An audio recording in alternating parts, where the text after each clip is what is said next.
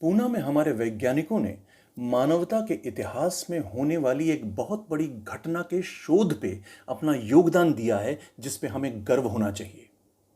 इस वीडियो को पूरा और ध्यान से सुनिएगा। 1905 में एल्बर्ट आइंस्टाइन ने स्पेस टाइम की परिकल्पना की थी। अंतरिक्ष और समय आपस में जुड़े हुए हैं। 1915 में उन्होंने हमारे सामने थ्योरी ऑफ रिलेटिविटी रखी और उन्होंने ये परिकल्पना की कि स्पेस टाइम, अंतरिक्ष और समय एक महीन चादर के समान है, जिसके ऊपर यदि अलग अलग जगहों के ऊपर भारी चीजें रखी जाएं तो ये महीन चादर उनके अनुसार अपनी शक्ल बदलती है।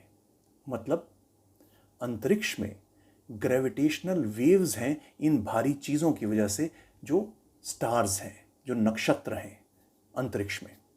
ये बिल्कुल वैसे ही है जैसे समंदर की सतह के ऊपर हर वक्त आपको वेव्स दिखाई देती हैं, तरंगें दिखाई देती हैं, लहरें दिखाई देती हैं, या झील के ऊपर जब बारिश गिरती है तो छोटी छोटी वेव्स आपको हर वक्त दिखाई देती हैं, तरंगें। बिल्कुल वैसे ही अंतरिक्ष में भी गुरुत्वाकर्षण तरंगें हर समय होती हैं। ये परिकल्पना की गई थी, पर इसका प्रूफ नहीं था हमारे पास। फिर 2015 में वैज्ञानिकों ने दो ब्लैक होल्स के टकराव को स्टडी किया।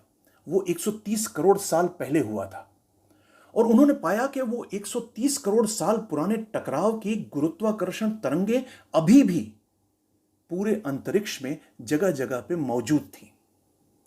पर यह तो बहुत बड़ी घटना थी। क्या अंतरिक्ष में छोटी छोटी तरंगें भी थी?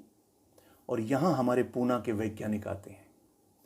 Europe, America, China, India, Australia, इन जगहों के ऊपर अलग अलग रेडियो टेलीस्कोप्स, अलग अलग पल्सर्स जो स्टार्स हैं अंतरिक्ष में, उनके ऊपर फोकस करके लगाई गई और उनको स्टडी किया गया।